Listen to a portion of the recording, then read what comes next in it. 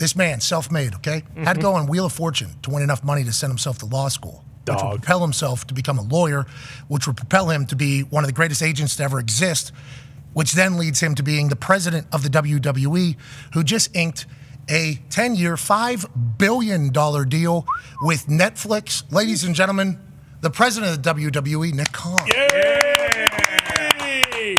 Hey, thanks for having me on. Long-time viewer, first-time caller or presenter, whatever you want to say. Yeah, we're lucky to have you. Obviously, we know that you're forced to watch some clips every once in a while, so we appreciate that. And you've been an incredible mentor to me, and a man that I've been able, like a consigliere, if you will. So I appreciate you mightily, and thank you for taking time on this incredibly busy day, legendary day in the history of the WWE. I just talked about it there, about the Wheel of Fortune run into becoming law school, into lawyer, into agenting, into becoming the president of a Fortune, what are we? Fortune?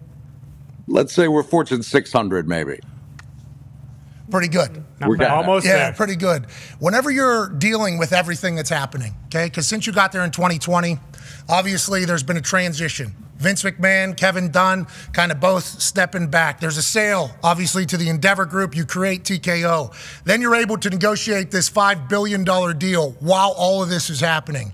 What do you think is the reasoning on why you've been able to handle, and you and the WWE have been able to handle the transition so seamlessly, appearingly from the outside looking in? Well, thank you. Thank you for your kind words, Pat. And by the way, always a pleasure to connect with you, talk to you as friends, consigliere, whatever role you say. Get to it. All right, I'll move it along. Thank you. Look, one last thing on that. There would be no WWE without Vince McMahon and Kevin Dunn. Both, in my opinion, the greatest of all time in terms of what they did and what they contributed to build what is now a massive enterprise. In terms of the transaction and moving it forward, you know, Vince was the controlling shareholder. He decided it was time to transact. He allowed me to sit side by side with him in the process to hear all of the different pitches. It was a robust marketplace. Endeavor had the best proposal we felt for our shareholders. And here we are with the Netflix deal being announced today, with Dwayne Johnson being added to our board of directors. We feel like it's a great start to what should be a beautiful next chapter at WWE. Yeah, you guys have done fantastic. And shout out to Kevin Dunn and Vince both. They've been far too kind to me and all my guys. Yep. And I can't wait to see them down the road at some point. Netflix, I think whenever it was announced, caught a lot of us, I think, by surprise. You know, Netflix not really known to be in the live entertainment world. I think they've done a couple stand-ups live. Yep. I think Chris Rock had one that kind of went. They did some other stuff. Whenever you're at the market, in the marketplace, and obviously Raw has been on the air forever. It generates a number every single week, no weeks off. It is a high-valued asset that WWE has had and currently has. When you go to the marketplace, at what point did you realize Netflix might be a real player? Because we assume, because everything I've heard, you know, ESPN and Disney were potentially involved, Amazon potentially involved. Obviously, Peacock, NBC has been the owner of USA Network of Raw for a long time. At what point is Netflix like, yeah, we're thinking about getting in the game, and like $5 billion is a big jump into the game. When did that all come together, Nick? Indeed. By the way, Pat, 20 years ago, because keep in mind, Raw has not been on USA for its entire 30-year plus run. 20 years ago, Raw was on the Nashville Network, which became the National Network, which became TNN, which became Spike. SmackDown was on UPN. So if you look at the Nashville Network and UPN, fast forward 20 years to Netflix and NBCU with USA and Peacock, we think we're in business with two great partners. What we did, once the SmackDown deal closed, which will shift SmackDown over from Fox to USA starting this October 1, we focused or hyper-focused on Raw. It was a robust marketplace. We had a number of meetings. There was a lot of interest. There were a number of offers. And at the end of the day, to be the first movers with Netflix live on a consistent basis. So yes, I saw the Chris Rock special too, and the reality show after show, and they're doing the golf pro-am, which is all great programming. But 52 weeks a year, we're turnkey, as you know. You've lived it with us. The fact that they could come to us and say, yeah, we strike a deal, and you guys do all the rest is something that they liked, and certainly something that we thought was in our direct wheelhouse. It came together over the matter of a couple of months, and we think it's a great deal. Congrats, Luke. Congrats on getting that done. You know, the USA deal, allegedly $250 million. This one, $500 million a year. What a dog. What an absolute Look at the grin. Yep. Massive ordeal, obviously earned by everybody in the WWE. What has been the reaction within the WWE with the people that you've talked to? A couple people, obviously friends of mine still in the business in there, say, hey, big announcement coming tomorrow, yesterday. Then when this rolls out, I think a lot of people may be surprised by what has been the reaction. I assume everybody's pumped. It's a massive global deal. Overwhelmingly positive. And I think, look, if you look at the streaming wars, Netflix has sat at the top of that perch. They continue to sit at the top of that perch. So it's an entity that everybody, certainly in our sphere, has and subscribes to.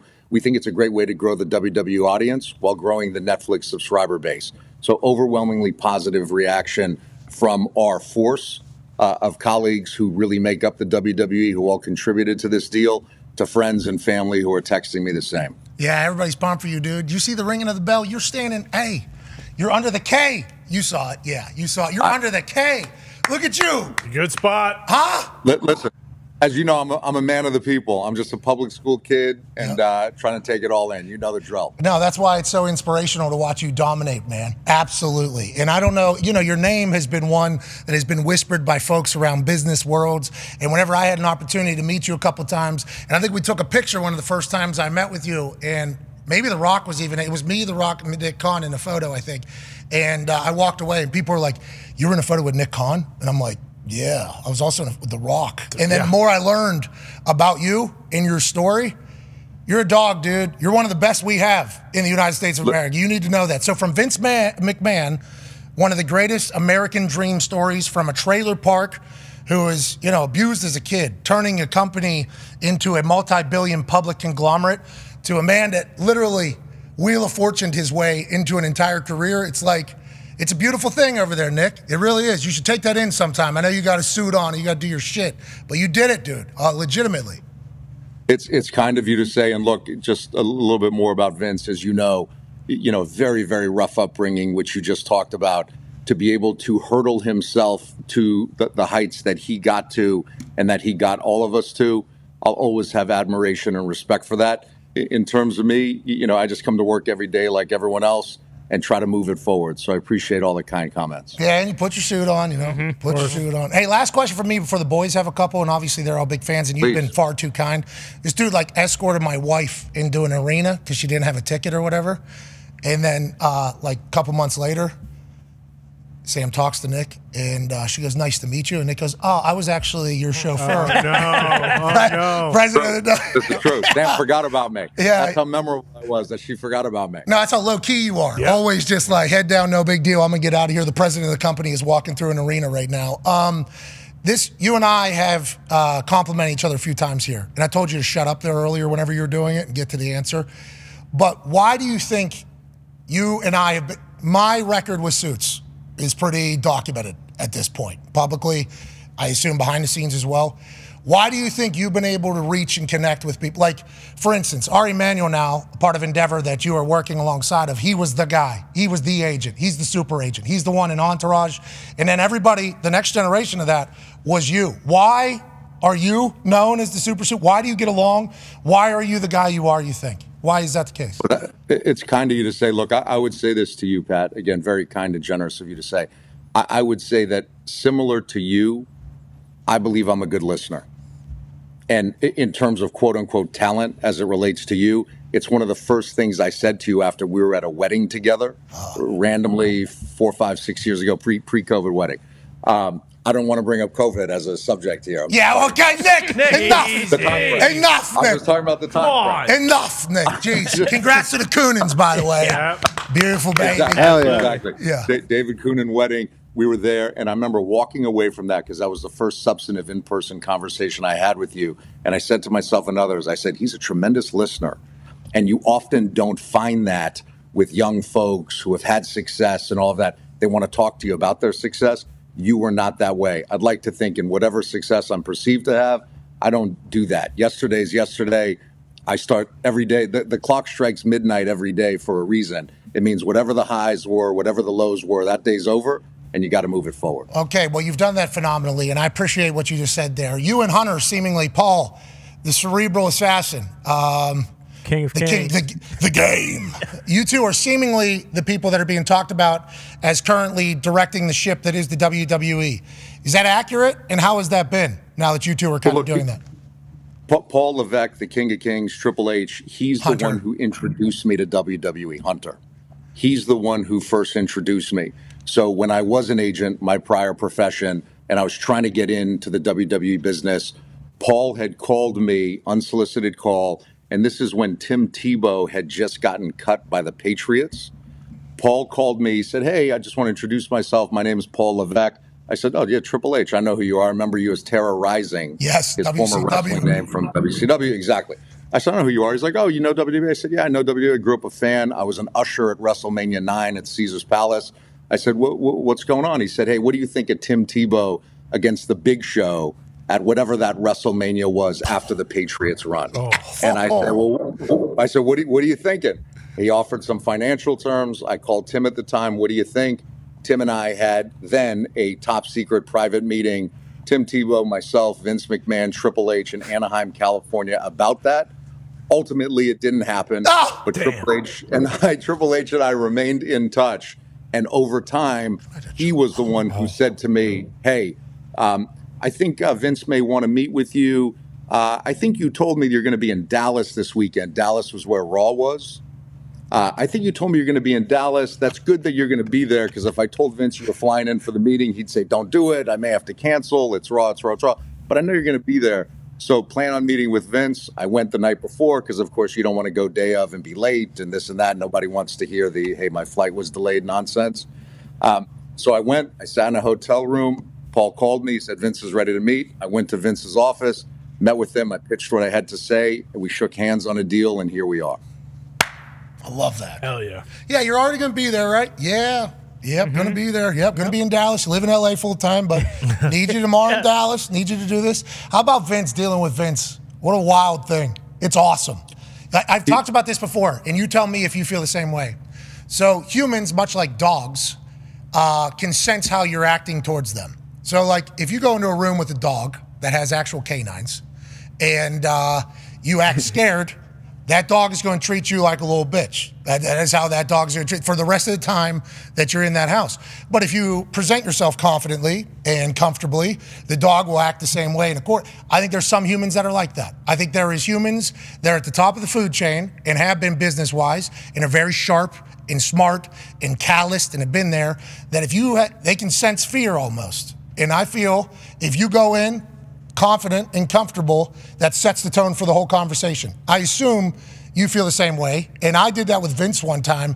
And boy, I'd never been more scared in my life inside. Outside, oh yeah, here we go. Yeah, it's just Vince McMahon, no problem at all. What up, Vince? Handshake, smack in the middle. He going back, big laugh. I'm like, all right, I think I got him, even though I was shitting my pants inside. I assume it was different for you with Vince. But how was that relationship day one on? Was it great? And how much do you talk to him now?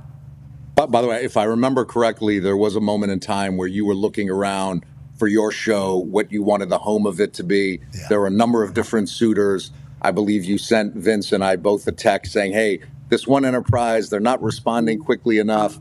I want to tell them to F off, something to this effect. Yeah. And do you recall what Vince's response to you was? Don't, Pat. He said, don't. He said, say it in here. Don't actually say it out here. You say it inside. You don't say it outside. I'm like, but they need to hear it. In here. Yeah, that was his big response. It was awesome. It was awesome. I remember it. It was amazing. And look, here's what I found with Vince. In a private setting, if said respectfully, you can say anything you want to him. You can disagree with any point of view. And the folks who have succeeded tremendously at WWE, Kevin Dahn, I'm not talking about our in-ring superstars. I'm talking about the executives on the outside. Kevin Dahn, Paul Levesque, many, many others. They all had that trait where you understood this is the boss. He was the controlling shareholder, the founder of the company, this and that. So you're not going to call him out in a room of people if you disagree with something. You're not going to be rude. He's polite by nature, as you know. Agreed. He prefers to be polite, but he's certainly comfortable if it has to go a different route. So what I found with Vince was I could say anything to him directly in person as long as it was in a respectful way, and he'd always hear it, and oftentimes he'd agree with it. In terms of how often I'm in touch with him, I just saw him today at the New York Stock Exchange. He looks amazing. He's still buff as can be, fit, suited up, and ready to go. Does he have that mustache still? He has the mustache, but as I said this previously, I said it to you. If you look at Vince McMahon, Dwayne Johnson, Paul Levesque, Ari Emanuel, they have a combined body fat of like 1%. So it's not for me to comment on anyone's physicality. If Vince is on the right to look however he wants. Hey, that front row has like 6% body fat combined. Right underneath the K. Yeah, I'm okay with sandwich. I don't know, you guys, your taste buds might not be as good as mine. Mine enjoy pretty good taste. You look very lean and ripped, though, dude. I will tell you that. I know. After the baby, when the baby came, it's always tricky, and no one, the attention should not be on the dad for any reason. But I remember you told me, you're like, hey, dude, I got to get back in shape here, and you did it. Thank you. I was dancing with like 300 pounds there. You know what I mean? I was getting way fat. And then now the football season is winding down. This is the best shape I've ever been in at the end of a season, which is for sure. Normally season kills us, which is you guys 52 weeks a year. What are we even talking about? Ty has a question for you. Yeah, Nick, obviously Royal Rumble right around the corner and then WrestleMania not too far off. I think for a lot of casual fans who might not watch Raw every single week, but they will always find the premium live events and make sure that they don't miss out on that. Was there any discussion with Netflix about those being housed on Netflix as well, or where will the premium live events kind of be housed for the near future here? Well, first of all, you guys coming to WrestleMania in Philly April 6th and 7th? I got the email from your office today, right? Remember I read it for the boys? That's right. Yeah, we're in. The link? Oh, yeah. Perfect. Sure. Philly cheesesteaks? It'll be great. A couple Johns everywhere. Oh, the Johns. Can't wait. It'll be great. Look, our current partner in the United States on all the premium live events like WrestleMania is Peacock and NBCU. They've been tremendous partners. This deal with Netflix is for the premium live events outside of the United States, excluding certain territories where we have existing deals, like India, for example. But it's Raw globally. Again, a few exceptions there. But it's really a global enterprise with Netflix that should build to something even greater. There's so many people in India. So many. Right, that's what I've been told. Go ahead. WWE is the second most popular sport in India. And yes, I understand we're not a pure sport, sports entertainment. After cricket, you got it. It's WWE. Our partners there, Sony India, they've been tremendous. They're going through a merger that may or may not happen and all of these things. We'll see how that shakes out. So you're dealing with all that every single day? Oh, we got Sony in India. Right. We got Netflix here, UK, Latin America's got this. That's every day of your life? Listen, it's the job. I also deal with friends who can run hot at times, where if something on their show is going awry and they may hit me, I always want to have time for that too. I'm not referring to anyone here. I'm just saying in general. There's been a lot of, this guy? How do I, last question here, Nick, from Darius. And this one, hey, put it on the plate of things that you knew were going to come right down the pipe. Yeah, big question. 80s baby here, first of all, product of the Attitude Era, greatest era in wrestling ever. But maybe a stupid question. With this big move to Netflix, congrats again. Is it Raw still going to be on Mondays? Is it going to be Monday Night Raw as we've known it, or is it going to be different days? What was that conversation like? And looking forward to this answer. Yeah, we all are. At this moment in time, it remains Monday Night Raw. But keep in mind, we got 10 and a half months until this deal's up and running. So we're looking at what you're looking at and what everyone else is looking at. You have the proliferation of gambling with Monday Night Football. You have an enhanced Disney package, better games, all credit to Jimmy Pitaro, the Bob Father, as Pat, you and I call him. You coined that term, Bob Iger, and all the other good folks at Disney. You got the Manning cast. You got this year, it was on ABC and ESPN, Monday Night Football. You got last season, the playoff game that they got, I believe, was Tom Brady at the Cowboys, or the season before, whatever that was. You also have the College National Championship, football and hoops on Mondays. So you got a lot of Mondays where there's stiff competition. That said, even against Alabama, Michigan, and the Washington-Texas game a few weeks ago, Monday Night Raw did a 0.6 in the 18-49 demo, which is a massive rating against big competition. Yeah. If we stay on Mondays, it'll work.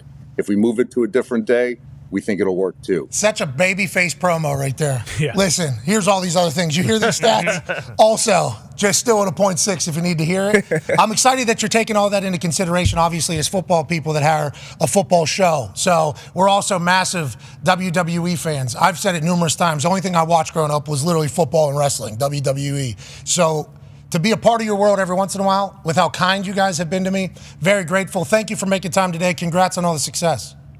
And by the way, I just want to say this coming out of the last month or so of the Pat McAfee Show. You guys have only been tremendous partners to us. You are easy to work with. So anytime I hear, I don't know, maybe it's not so easy, I find all of you guys incredibly easy, and we're grateful for that. Well, you're a talent. That's why. Ladies and gentlemen, Nick Khan. Thank you, pal.